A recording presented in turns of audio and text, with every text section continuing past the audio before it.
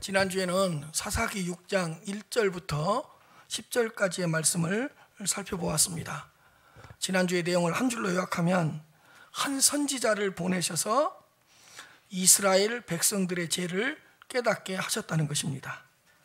그리고 오늘은 6장 11절부터 18절까지인데 그 선지자를 통해서 백성들의 죄를 깨닫게 하신 후에 여호와께서 어떻게 역사해 주셨는가를 한번 살펴보도록 하겠습니다. 오늘 본문의 내용은 크게 네 가지입니다. 여호와의 사자가 기드온에게 나타난 사건, 그리고 기드온을 부르시는 사건, 그 부르심에 대한 기드온의 거절, 그러나 끝까지 기드온을 포기하지 않는 여호와의 사자의 설복, 이렇게 크게 네 가지로 구성이 되어 있습니다. 이 큰 네 가지 단락을 생각하시면서 설교를 들으면 큰 유익이 될 것 같습니다.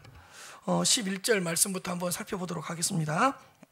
여호와의 사자가 아비에셀 사람 요아스에게 속한 오브라에 이르러 상수리나무 아래에 앉으니라. 마침 요아스의 아들 기드온이 미디안 사람에게 알리지 아니하려 하여 밀을 포도주 틀에서 타닥하더니, 여호와의 사자가 아비에셀 사람 요아스에게 속한 오브라라는 그 상수리 나무 아래에 딱 앉았습니다. 항상 모든 역사는 인간이 하나님을 찾으러 올라가는 데서부터 시작되는 것이 아니라 하나님이 찾아오시고 여호와의 사자가 찾아오신 그런 사건으로부터 시작됩니다. 벌써 분위기가 괜찮은 거예요. 왜요? 여호와의 사자가 아비에셀 사람 요아스에게 속한 오브라에 이르러 상수리 나무 아래에 딱 앉아 있는 거예요. 여러분, 근데 여호와의 사자가 이렇게 기드온을 찾아왔을 때 기드온이 무엇을 하고 있었는가에 아예 초집중을 하시길 바랍니다. 자, 마침 요아스의 아들 기드온이 사람들에게 알리지 않게 하려고 밀을 포도주 틀에서 타작하고 있었다. 그러니까 요아스의 아들 기드온이 미디안 사람들이 침략을 하고 아주 공격을 하니까 미디안 사람들의 눈을 피해서 밀을 어디서 타작하고 있었냐면 포도주 틀에서 타작하고 있었대요. 아니, 원래 밀은 타작 마당에서 타작 기계에서 해야 되는 거잖아요. 근데 미디안 사람들이 너무 두렵고 무서우니까 몰래 한쪽 구석에 숨어서 밀을 이렇게 뭉치로 이렇게 타작을 해야 되는데 그게 아니라 밀을 하나씩 이렇게 포도주틀에서 따내고 있는 거예요. 그러니까 이 기드온도 다른 사람들과 마찬가지로 미디안 사람들을 얼마나 두려워하고 있었는 걸 알 수 있습니다. 지난주에 미디안이 추수 때만 되면 계속 와서 침략을 하고 모든 곡식을 뺏어갔다 그랬잖아요. 그러니까 기드온도 배는 고프고 먹을 건 있어야 되겠고 타작 마당에서 미디안을 대적할 수 있는 그런 용기와 믿음은 없고, 그러니까 몰래 숨어서 추접스럽게 한쪽 구석에서 포도주 틀에서 이렇게 밀을 하나씩 따내고 있는 거예요. 그러니까 기드온이 너무 두려움도 많고 너무 겁도 많은 사람이었다는 걸 알 수 있어요. 제가 왜 이런 말을 하냐, 우리는 기드온 그러면 와 대단한 사람, 위대한 사람 그러는데 사실은 기드온의 출발점은 이렇게 시작한 거예요. 이걸 꼭 기억하고 계십시오. 자, 그 다음 12절입니다. 여호와의 사자가 기드온에게 나타나 이르시되 큰 용사의 여호와께서 너와 함께 계시도다 하매, 여호와의 사자의 첫 마디가 기드온을 너무 당혹스럽게 했습니다. 뭐냐? 큰 용사여 여호와께서 너와 함께 계시도다. 아니, 큰 용사라고요? 뭐가 큰 용사예요? 지금 한쪽 구석에 숨어서 밀을 지금 포도주 틀에서 하나를 이렇게 타작하고 있는데 기드온이 무슨 큰 용사예요? 기드온은 이 말을 듣고 굉장히 당혹스러웠습니다. 아니, 큰 용사는 그냥 배고픔을 해결하기 위해서 몰래 아무도 모르는 데서 숨어서 지금 밀을 포도주 틀에서 하나하나 따고 있는데 내가 큰 용사라고요? 지금 이거 무슨 말이야? 너무 당혹스러웠어요. 아니 나같이 지극히 평범한 사람한테 큰 용사라고요? 근데 여호와의 사자가 딱 나타나자마자 깜짝 놀랄 말을 하는 거예요. 큰 용사요. 이렇게 기도원을 부르고 있는 거예요. 여러분 여기에는 아주 큰 메시지가 있습니다. 뭐냐? 기도원을 큰 용사로 사용하시겠다는 뜻이 있기 때문에 큰 용사라고 부른 거예요. 여호와는 기드온을 향한 큰 뜻이 있었던 거예요. 큰 용사로 사용하시려는 그런 뜻이 있었던 거예요. 그러니까 이런 거죠. 네가 지금 한쪽 구석에서 몰래 두렵고 무서워서 밀을 포도주 틀에서 하나를 따고 있는 너는 겁쟁이야. 너는 소심한 청년이야. 그러나 내가 너를 큰 용사로 사용할 거야 라는 의미에서 큰 용사라고 불러준 거예요. 이런 메시지가 있는 거예요. 큰 약속의 말씀인 거죠. 여러분, 하나님께서 우리를 부르실 때는 항상 뜻을 가지고 부르신다는 것을 믿으시길 바랍니다. 큰 용사로 사용하시려는 뜻을 가지고 겁쟁이이고 두려운 사람한테 큰 용사라고 불러준 거예요. 뜻이 없이 계획이 없이 하나님은 부르시지 않습니다. 우리를 하나님의 자녀로 부르실 때는 뭔가를 시키려고 직분자로 부르실 때는 크신 뜻이 있다는 것을 믿으시기를 바랍니다. 두 번째로 여호와께서 너와 함께 계시도다. 이것도 기드온이 처한 상황과는 전혀 맞지 않는 말이에요. 아니 지금 밀을 포도주 틀에서 한쪽 구석에서 몰래 숨어서 하나를 이렇게 타작하고 있는데 말이 타작하지 타작이 아니에요. 손가락으로 하나씩 따고 있는 거지. 근데 여호와께서 기드온과 함께 계신다고요? 큰 용사라고 부른 것만큼 이상한 말씀이죠. 하여간 하나님은 이상한 말씀을 많이 하세요. 상황에 맞지 않는 말씀을 너무 많이 하시는 분이에요. 그러나 거기에는 뜻이 있죠. 아니 여호와가 기드온과 함께 하신다는 증거가 어디 있습니까 지금? 아니 여호와께서 기드온과 함께 계시는데 왜 그러면 기드온이 미디안과 담대하게 싸우지 못하고 왜 숨어 있습니까? 여기에도 큰 메시지가 있는 거예요. 이런 거죠. 네가 지금은 비록 혼자인 것 같지만 내가 너와 함께 할 것이라는 약속의 말씀인 거예요.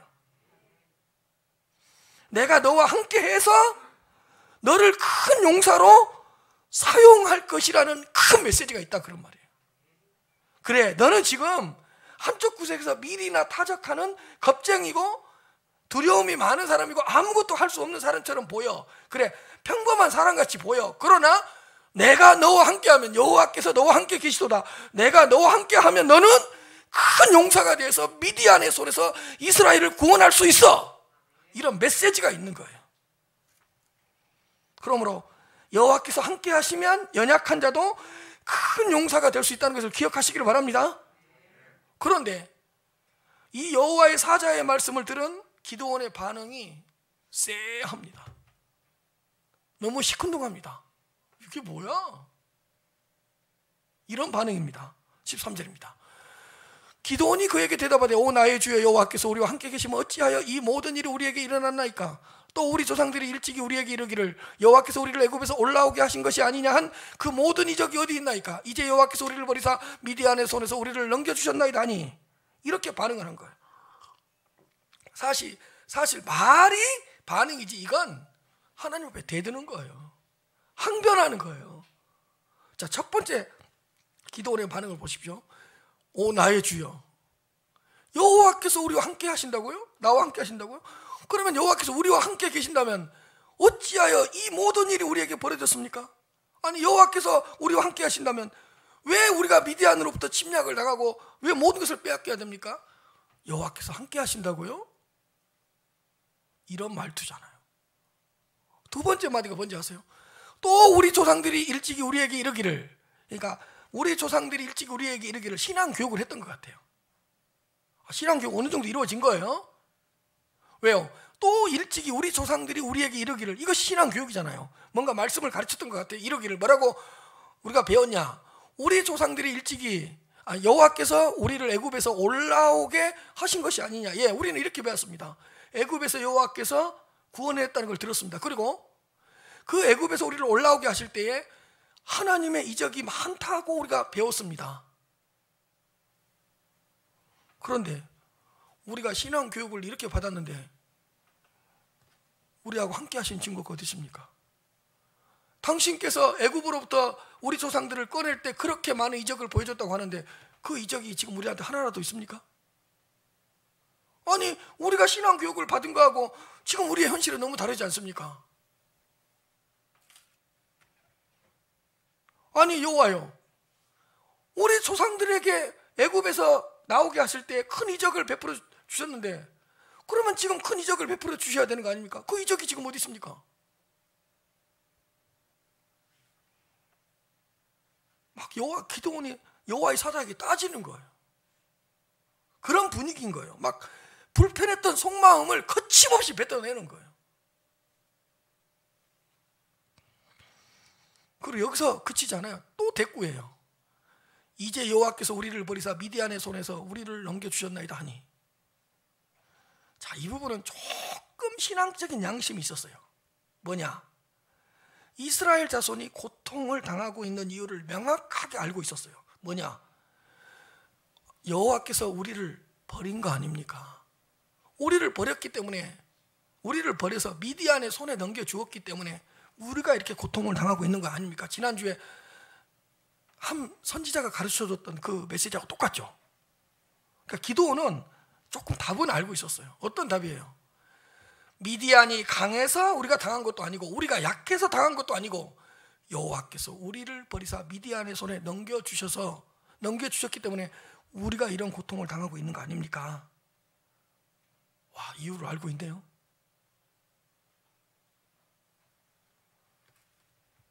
한 민족의 흥망성쇠가 여호와의 손에 있다는 걸 알고 있어요.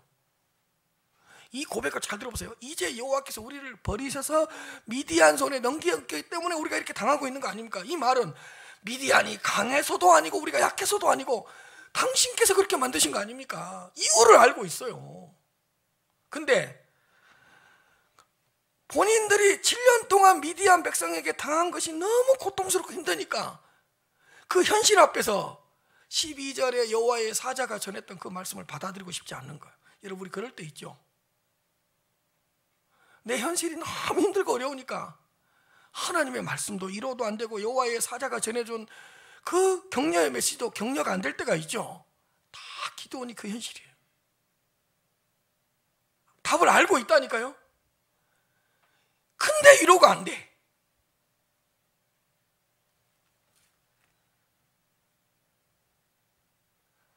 고통을 당한 이유를 알고 있잖아요. 그런데 투덜대면서 막 여호와께 저항하는 거예요.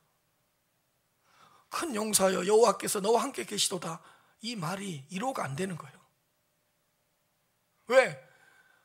하나님, 아무리 우리를 버려서 미디안 손에 넘겨주어도 어느 정도여야지 7년 동안 이렇게 당하고 만듭니까? 근데 내가 큰 용사라고요? 여호와께서 우리와 함께 하신다고요? 나는 그 말 못 받아들이겠습니다. 이런 분위기인 거예요. 하여간 기드온은 여호와의 위로와 여호와의 격려를 받아들이지 못하고 도리어 거부하고 있었습니다. 여러분, 기드온의 신앙의 수준이 이 정도밖에 안 됐습니다. 기드온의 출발점을 잘 생각하라 그랬습니다. 정말로요, 어린아이 같은 수준이에요. 답은 알고 있지만 현실 때문에 여호와의 말씀이 싫은 거예요. 우리 이럴 때 있잖아요. 누가 기도할 줄 몰라요. 근데 옆에 사람이 기도해라 그러면 열받죠. 우리 그런 때 있잖아요. 누가 답을 몰라요. 내가 너무 힘든데 옆에 사람이 그래, 기도해. 누가 몰라?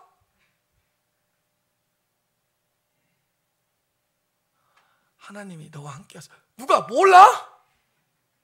지금 이런 분위기예요. 왜?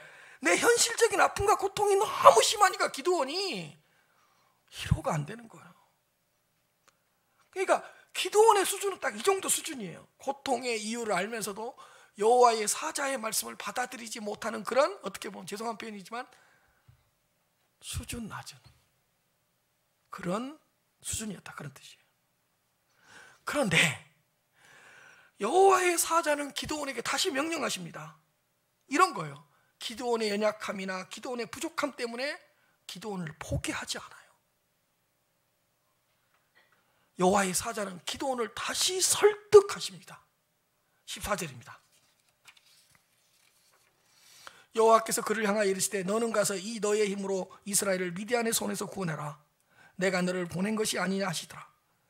여호와께서 그를 향하여 이르시되, 여러분 조금 전까지는 여호와의 사자라고 했는데 딱 이 14절에서는 누구로 바뀌어버리죠?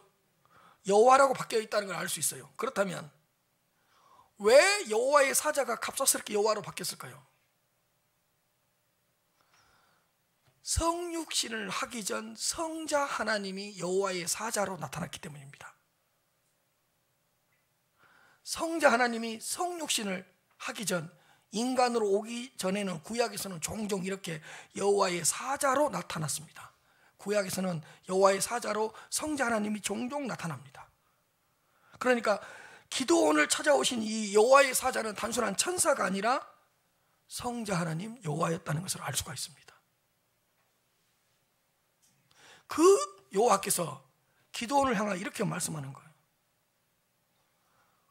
너는 가서 이 너의 힘으로 이스라엘을 미디안의 손에서 구원해라. 제가 참 여기에 또 충격을 받은 거예요. 보세요. 어디에 방점을 찍어야 되냐면 이 너의 힘의 방점을 딱 찍어야 돼요. 여호와께서 기드온에게 이렇게 이야기하는 거예요. 너는 가서 이 너의 힘으로 이스라엘을 미디안의 손에서 구원해라. 보세요.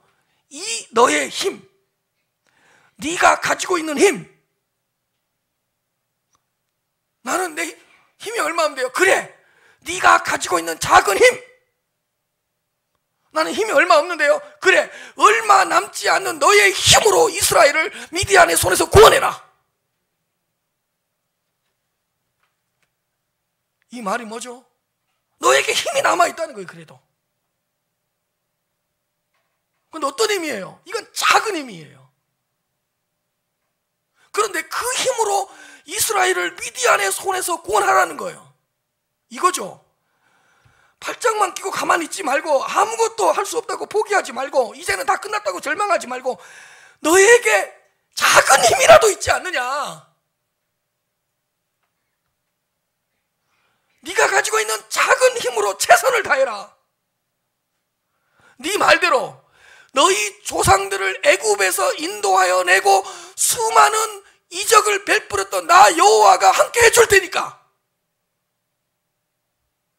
작은 힘 가지고 있다고 불평하지 말고 너에게 있는 작은 힘을 가지고 최선을 다해라. 그러면 네 말대로, 그렇지, 네가 신앙교육 받았지, 여호와께서 우리 조상들을 애굽에서 건져내셨고 수많은 이적을 베풀었다는 것을, 그러면 애굽에서 너희 조상들을 끌어내고 수많은 이적을 베풀어준 나 여호와가 너와 함께 할 테니까. 언제? 네가 작은 힘을 사용할 때. 이까진 걸로 뭘 하겠냐고 좌절하지 말고, 너에게 작은 힘이 있지 않느냐.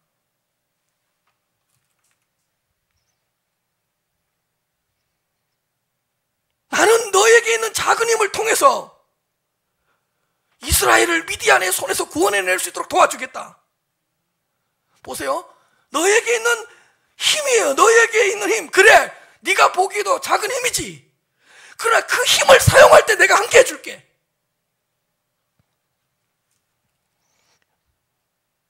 내가 너와 함께 하면 네가 가지고 있는 힘이 미약할지라도 작을지라도 그 힘으로 이스라엘을 미디안의 손에서 구원할 수 있다.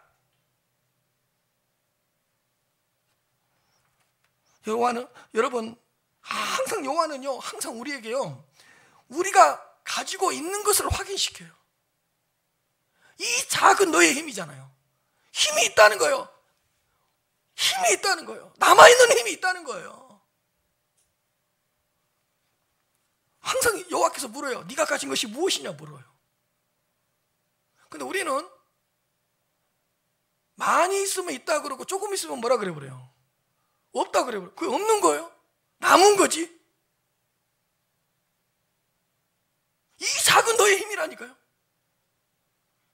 여호와는 항상 물어요. 네가 가진 것이 무엇이냐. 모세에게도 뭐라 그러죠? 모세에게도 물어요. 네 손에 있는 것이 무엇이냐. 지팡이밖에 없는데요.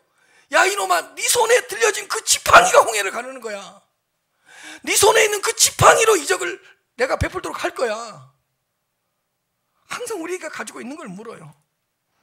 여러분, 제자들이 예수님에게 내놓은 것도 떡 5개와 물고기 2마리였습니다. 작은 거예요. 모세의 손에 들려진 거 칼과 무기가 아니에요. 막대기 지팡이에요. 여러분, 우리가 가진 힘은 정말 작은 힘입니다. 우리가 가지고 있는 것들은 정말 작은 것들입니다. 아니, 세상 사람들이 보기에는 시시해 보이는 것들입니다. 내가 보기에도 미련하 보이는 것들입니다. 내가 가지고 있는 것이. 기도원이 그랬을 거예요. 나한테 힘이 있죠. 근데 이까짓 걸로 뭐래요? 그런데 하나님은 그 힘을 사용하라는 거예요.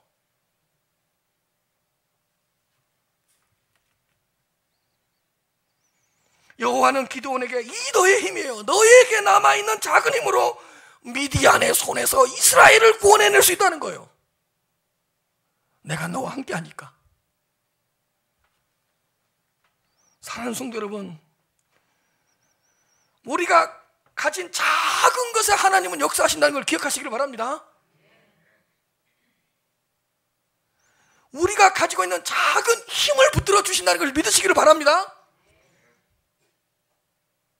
원망하지 마세요. 나는 이것밖에 없다고. 그것밖에 없는 것으로 하나님은 역사하신다고요. 우리가 가진 떡 5개와 물고기 2마리로 5,000명을 먹이십니다. 나는 이게 이 은사밖에 없다고. 작은 은사밖에 없다고. 작은 은사를 사용할 때 하나님이 역사해 주십니다.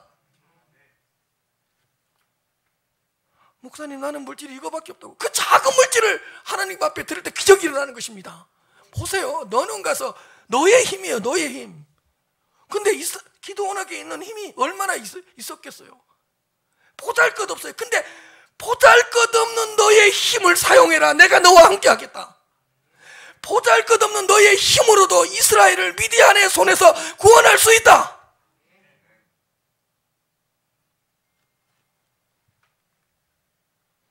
저는 여기요. 내가 가진 게 뭐가 있나? 작지? 그런 작은 것으로 미디안의 손에서 이스라엘을 구원할 수 있다고. 그래 하나님이 함께 하신다면 이 희망이 생기더라고요.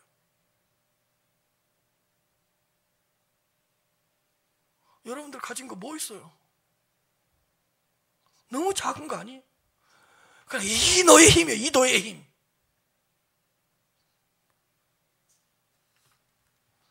두 번째로 어떤 이야기를 하냐? 내가 너를 보낸 것이 아니냐 하시니라. 누가 너를 보내냐? 이렇게 묻는 거예요. 누가? 이번에는 내가의 방점을 찍어야. 내가. 이것을 의문문으로 바뀌면 너를 보낸 사람이 누구냐? 너를 보낸 분이 누구냐? 이게 중요하다는 거예요. 이런 거 여러분, 너를 보낸 분이 나 여호와지 사람이냐? 여호와 내가 너를 보낸 것이 아니냐? 거기가 중요해. 여러분, 누가 보냈냐가 중요해. 내가의 방점을 찍어. 내가 너를 보낸 것이 아니냐? 내가 사람이냐? 여호와 아니냐? 여호와 내가 너를 보낸 것이 아니냐? 너를 보낸 분이 누구인가를 생각하라는 거예요. 거기에 승패가 좌우된다. 네가 나약하냐 겁쟁이냐가 중요한 게 아니고, 너에게 있는 힘이 작냐 크냐가 중요한 게 아니고, 보세요. 내가 여기에 초점이 있어. 너를 보낸 분이 나 여호와 아니냐? 출애굽기 3장 14절에서 15절입니다. 하나님이 모세에게 이르시되 나는 스스로 있는 자 아니라, 또 이르시되 너는 이스라엘 자손에게 이같이 이르기를 스스로 있는 자가 나를 너희에게 보내셨다고 하나. 스스로 있는 자가 나를 너희에게 보냈다고 하나. 여러분, 이 세상에 있는 모든 피조물은 스스로 존재할 수 있어요? 없잖아요. 누구만 스스로 존재하신 분이죠? 하나님이에요. 여러분, 스스로라는 이 스스로라는 단어는 하나님밖에 못 붙여요. 왜? 스스로 있는 자. 하나님이 스스로 있는 자예요. 왜? 누구의 도움을 받지 않아도 돼요. 누구를 의지하지 않아도 돼요. 스스로 계신 분인 너를 이스라엘에게 보냈다고 이렇게 전해라. 하나님이 또 모세에게 이르시되 너는 이스라엘 자손에게 이같이 이르기를 너희 조상의 하나님 여호와 곧 아브라함의 하나님 이삭의 하나님 야곱의 하나님께서 아브라함의 하나님 이삭의 하나님 야곱의 하나님께서 스스로 계신 그 여호와 하나님께서 나를 너희에게 보내셨다고 해라. 이는 나의 영원한 이름이여 대대로 기억할 나의 표현이니라. 스스로 계신 분이에요. 스스로 계신 분. 우리는 스스로 있을 수 없잖아요. 벌써 우리는 의자를 의지하고 있잖아요. 계단이 없으면 2층으로 못 올라오잖아요. 우리는 스스로 있을 수가 없어요. 우리 자가용이 없으면 못 가잖아요. 다리가 끊어지면 못 건너가잖아요. 우리는 스스로 있을 수 있는 존재가 아니라니까요. 나무는 땅이 없으면 죽잖아요. 물고기는 물이 없으면 죽잖아요. 스스로 존재할 수 있는 건 없다니까요. 근데 스스로 존재하시는 분은 누구밖에 없죠? 예, 스스로 계시는 분이 모세야 너를 보냈다고 이렇게 전해라. 놀라운 말씀인 거죠. 이런 거예요. 어디로 보냄을 받았냐, 누구에게로 보냄을 받았냐, 어떤 사람이 보냄을 받았냐, 이것이 중요한 질문이 아니라는 거예요. 누가 너를 보냈냐가 중요한 거예요. 누가 너를 보낸 분이 누구냐에 따라서 승패가 좌우되는 거예요. 여러분, 하나님의 자녀로 여러분들을 부르신 분이 누구냐가 중요한 거예요.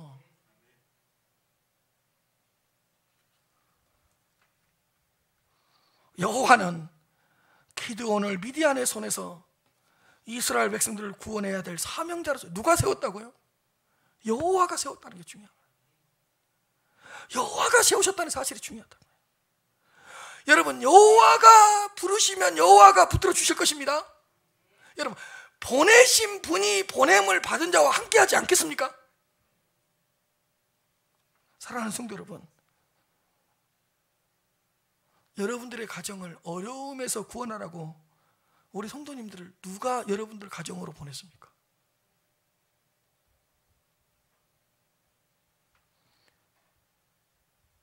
여러분들 주위에 있는 그 죄인들을 죄에서 건져내라고 성도님들을 그곳으로 누가 보내셨습니까?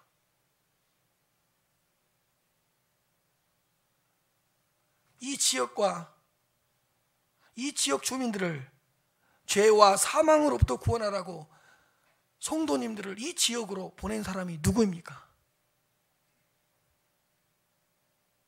내가 어디에 있냐보다 더 중요한 게 뭐예요? 누가 나를 이곳으로 보내냐가 중요한 거 아니에요. 거기에서 힘이 나오는 거예요. 여러분들의 자녀들을 어둠으로 이끌어내라고 그 성도님들을 그곳으로, 그 자녀에게로 누가 보냈습니까? 누가 보냈습니까? 그 남편, 그 아내를 좌절과 절명으로부터 건져내라고 성도님들을 누가 보내셨습니까? 하나님이라는 게 중요한 거예요. 하나님이 보내셨으면 하나님이 책임지실 것이고, 하나님이 보내셨으면 하나님이 함께 하실 거 아닙니까? 기도원아, 내가 너를 보낸 것이 아니냐? 이 말씀을 꼭 기억하셔서 여러분들도 기도원처럼 쓰임 받으시기를 바랍니다. 근데 이 말씀을 듣고도 기도원의 마음이 안 풀려. 여러분, 죄송한데 하나님 앞에 어떤 불평이 생기고 하나님 앞에 불만이 생기면 금방 풀리던가요? 안 풀리죠?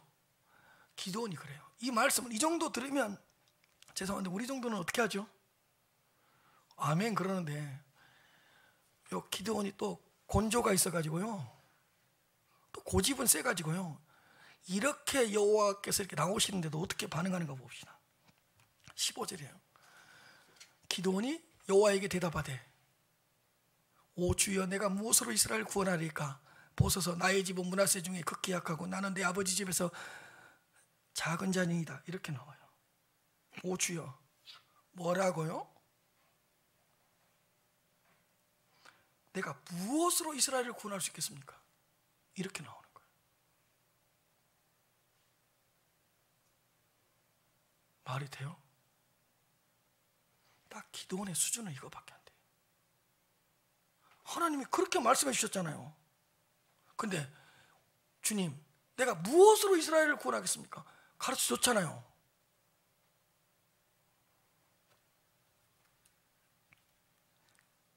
이렇게 나오는 거예요. 내가 무슨 힘으로 이스라엘을 구원하겠습니까? 가르쳐 줬잖아요. 이 작은 너의 힘으로. 내가 가진 것은 아무것도 없는데요. 왜 없어? 작은 힘이 있다니까. 여호와를 불신하고 있고 여호와의 능력을 의심하고 있는 거예요. 우리 여러분 이럴 때 있어요. 우리도. 그러면서 뭐라고 하는지 아세요? 보소서 나의 집은 므낫세 지파 중에서 극히 약합니다. 내 가문을 보십시오. 나의 집은, 내 가문은 므낫세 지파 중에서 극히 약합니다. 우리 항상 누구 탓하죠? 내가 좋은 부모님만 만났으면, 환경 탓하죠. 조건 탓하죠. 지금 기도원이 그래요. 나의 집은, 우리 집 가문은 므낫세 집에서 극히 약합니다. 우리 집 가문은 나한테 별 도움이 안 됩니다.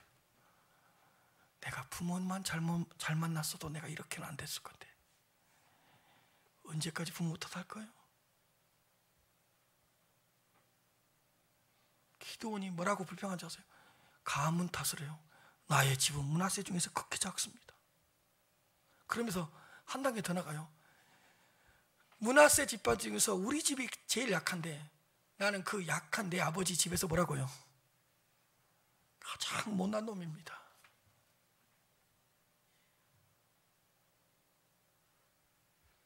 아버지 집에서 가장 작은 자입니다. 아예 자의식이 없어요. 자존감이 없어요.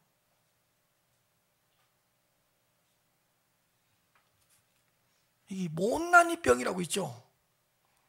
꽤 괜찮은데 항상 뭐라 그래요? 나는 못난이라고 맨날 본인이 그래요. 아니 이게 보통 말이 아닌 거예요, 여러분. 우리 집 가문을 보십시오. 우리 가문이 나를 도와줄 수 있겠어요? 그 나를 보십시오. 내가 뭐 있어요, 하나님? 내 아버지 집에서 나는 가장 작은 자인데 이렇게 나오는 거야. 자존감도 없고 자의식도 없어요.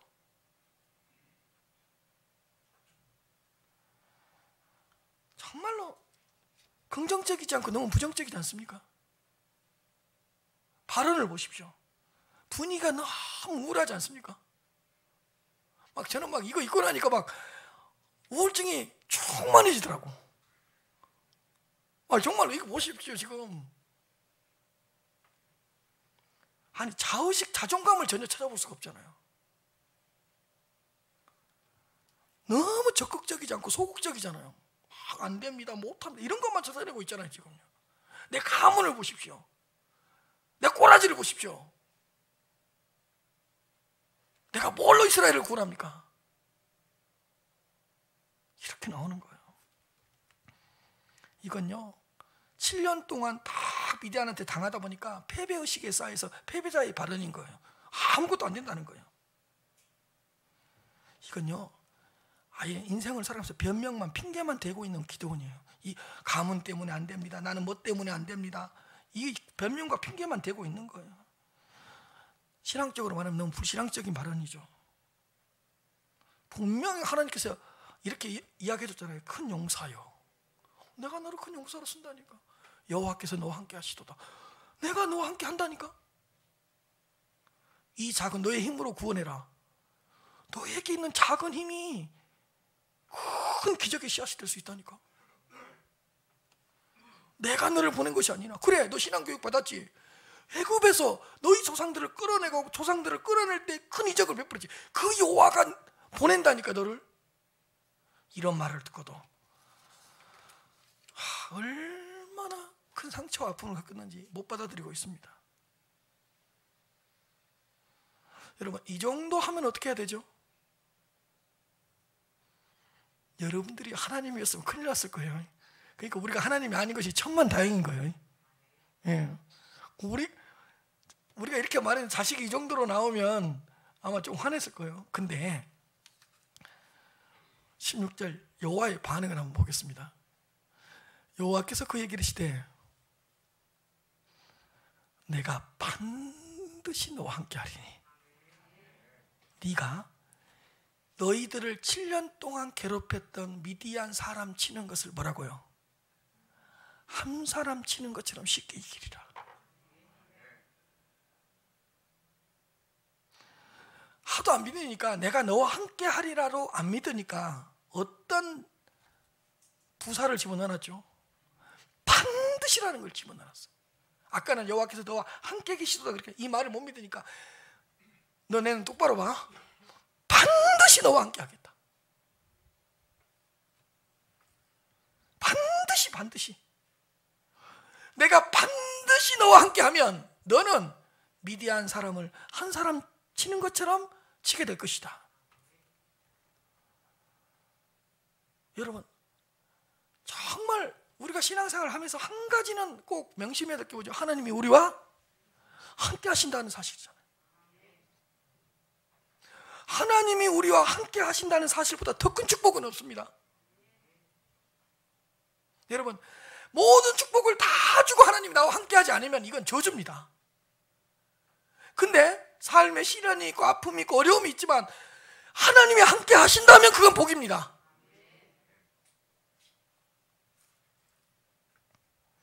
하나님은 함께 하시되 영원히 함께 하십니다.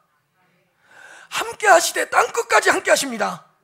함께 하시되 언제든지 함께 하십니다. 여러분, 함께 하시되 우리를 떠나지 않으시고 함께 하십니다. 하나님 우리를 떠난 적이 없어요. 아브라함, 이삭, 야곱, 요셉과 하나님이 함께해서 그들이 족장들이 된 거지 이유가 없어요. 하나님이 모세와 함께 하셨기 때문에 모세가 출애굽을 시킨 거죠. 하나님이 엘리야와 함께 하셨기 때문에 바알과 아세라 선지자 850명과 갈멜산에서 싸워서 이긴 거지 다른 이유가 없어요. 여러분, 다니엘이 어떻게 사자굴에서 살아났어요?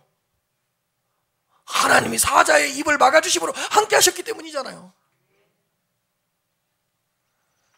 하나님, 12제자들이 어떻게 순교자의 자리까지 갔어요? 막 부인하고 예수님 말귀를 못 알아듣던 그 12제자들이 어떻게 해서 주님을 위해 순교까지 할 수 있게 됐냐고요. 하나님이 함께 주신 거잖아요. 그 나약한 바울이 어떻게 땅끝까지 이르는 증인이 됐어요? 하나님이 함께 주셨기 때문이잖아요.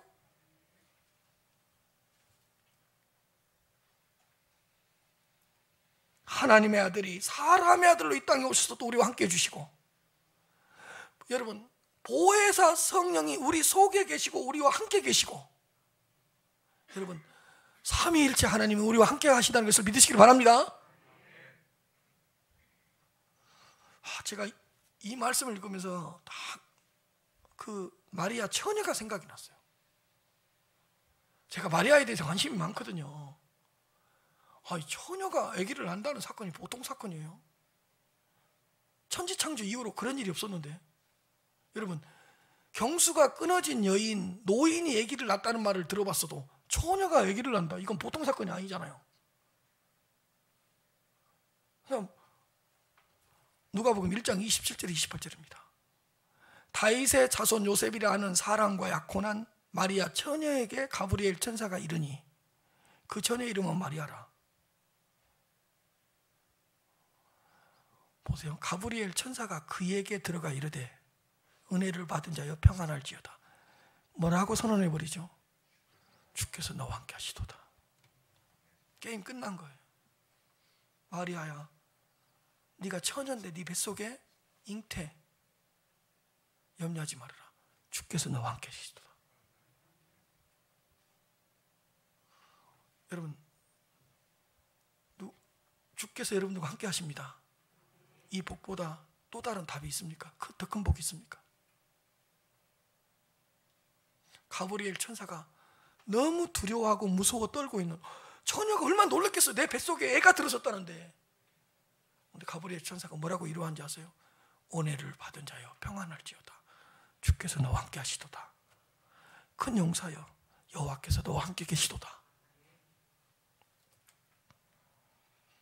이미 이 말씀이 여러분들에게 임하신 줄 믿으시기를 바랍니다.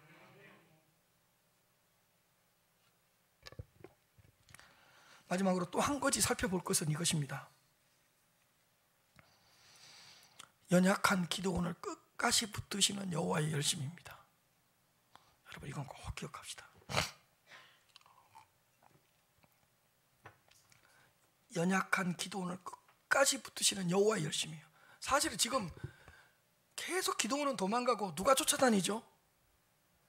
여호와의 열심이잖아요. 기도원의 열심은 없어요. 하나님의 열심이잖아요. 하나님의 일하심이잖아요. 여러 가지로 부족한 기도원을 부르시고요, 붙드시고요, 이끄시는 여호와의 열심, 여호와의 일하심을 깊이 한번 묵상해 보시길 바랍니다.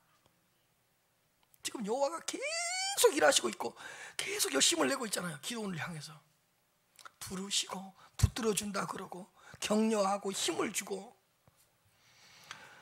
처음부터 끝까지 여호와께서 기도원을 붙들고 있는 거예요. 제가 여러분 이렇게 설명한 이유가 있어요. 우리는 기도원 그러면 뭔가 우리와는 다른 뭔가 대단한 사람이라고 생각하는데 죄송한데 우리보다 훨씬 못난 놈이었어요.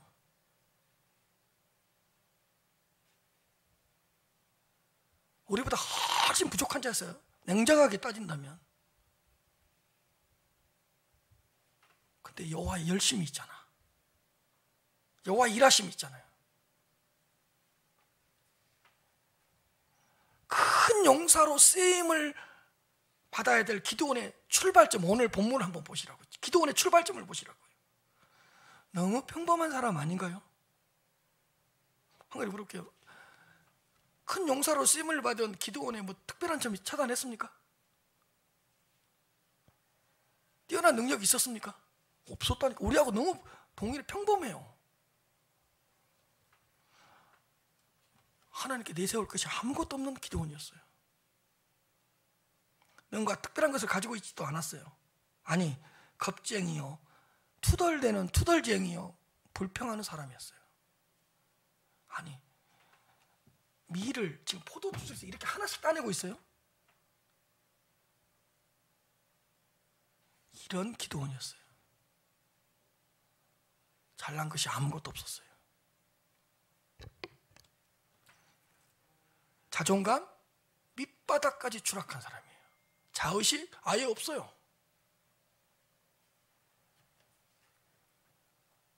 상담학 정신학적으로 말하면 이 정도면 우울증 환자예요.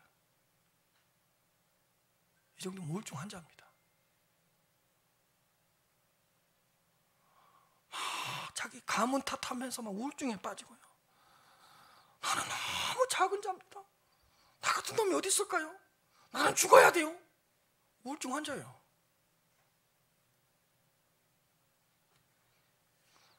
여러분, 근데요, 그런 기도원을 부르셔서 이끄십니다.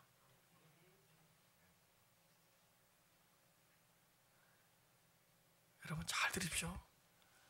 하나님은 괜찮은 사람을 쓰시는 것이 아니라 안 괜찮은 사람을 써요.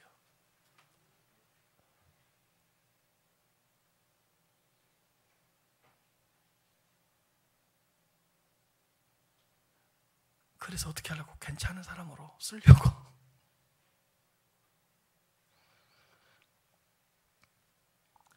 막 부족한 기도원을 이끄시면서 이루시잖아요. 끌어당기면서 세워주세요. 채워주시면서 사용하세요. 함께 하시면서 결국에는 승리하게 하게 하세요. 이게 우리를 향한 여호와의 열심이요, 기도원을 향한 여호와의 열심인 거예요. 알파 오메가요, 처음과 나중 되시는 여호와께서 처음부터 끝까지 이 기도원을 쭉 붙잡아 준 거예요. 사랑하는 성도 여러분, 구원받기 이전에 우리를 한번 생각해 봅시다.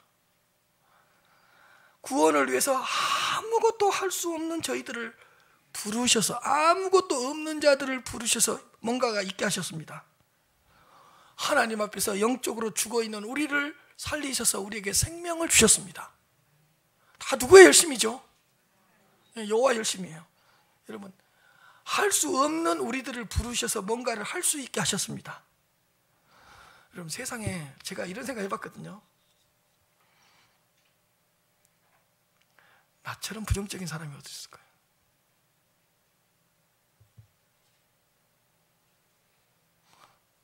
여러분, 여러분, 세상에 긍정적인 사람이 있을까요? 사람은요, 근본적으로 부정적이에요. 죄가 있기 때문에. 나처럼 부정적인 사람이 어디 있을까요? 근데요, 이렇게 긍정적인 사람으로 만들어버려요.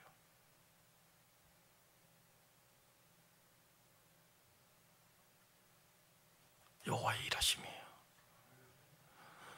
여러분, 나처럼 세상을 삐뚤어지게 보는 사람이 어디 있을까요? 근데요, 그렇게 세상을 삐뚤어지게 보던 나를 부르셔서 이렇게 세상을 긍휼한 마음으로 보게 만들어버려요.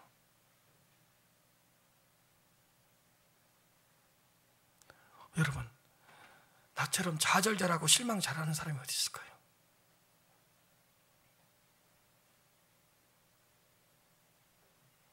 근데 나처럼 좌절 잘하고 실망 잘하는 사람을 부르셔서 소망 가운데 거하게 해요.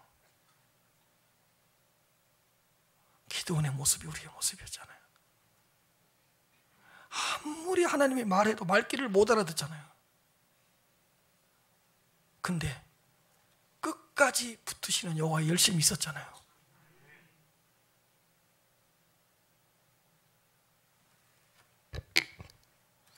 여러분, 가만히 생각해 보세요. 나처럼 어둡고 우울한 사람이 있어요?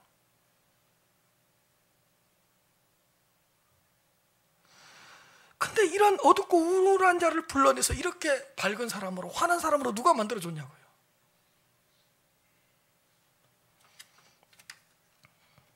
시작하게 하신 분도 하나님이시고 이루시는 분도 하나님이시라는 걸 기억하시길 바랍니다. 우리를 하나님의 자녀로 삼아주신 다음에 자녀답게 살게 하시는 분도 하나님이시라는 걸 믿으시길 바랍니다.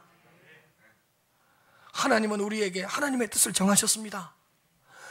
부르시면 뜻이 있는 거라니까요. 그리고 뜻을 정하셨으면 여러분들을 통해 하나님의 뜻을 이루실 것입니다. 그리고 우리를 통해 하나님께서 그 뜻을 이루셨다면 이 모든 것은 다 선하고 옳은 일입니다. 옳은 일입니다. 미천한 자, 약한 자, 천한 자, 없는 자를 부르셔서 뜻을 이루시는 하나님을 찬양합니다. 기도원을 그 연약하고 우울증에 시달리고 그 할 수 없다고 좌절감에 빠진 기도원을 붙으셔서 사명자로 삼으시는 하나님을 찬양합니다. 이 구절 하나 읽고 마치겠습니다. 고린도전서 1장 26절부터 29절입니다. 형제들아, 너희의 부르심을 보라. 육체를 따라 지혜로운 자가 많지 아니하며 능한 자가 많지 아니하며 문벌 좋은 자가 많지 아니하도다.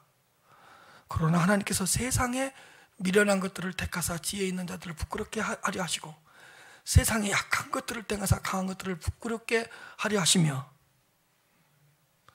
하나님께서 천한 것들과 멸시받는 것들과 없는 것들을 택하사 있는 것들을 폐하려 하시나니 이는 아무 육체도 하나님 앞에서 자랑하지 못하게 하려 하심이니라. 설교 소론에 언급했던 대로 여호와의 사자가 먼저 나타나시고 먼저 부르셨습니다. 그리고 그러나 그 부르심에 응답하지 않는 기도원의 모습입니다. 그러나 포기하지 않으시고 기도원을 끝까지 설복하십니다. 포기하지 않으시고 버리지 아니하시고 끝까지 설복시키셔서 하나님의 도구로 사용하시는 하나님을 찬양합니다.